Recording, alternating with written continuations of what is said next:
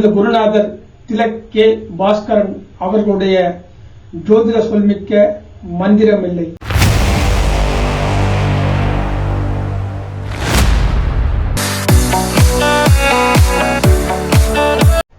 அனைவருக்கும் வணக்கம். உங்கள் முன் நிற்பது ஜோதிட ஆசிரியர் சே ஜெகநாதன். போன பகுதியில் குரு என்ற நட்சத்திர அதிபதி சுக்கிரன் 9 இருந்தால் குருவுக்கு என்ன பலனை கொடுப்பார்னு பார்த்தோம்.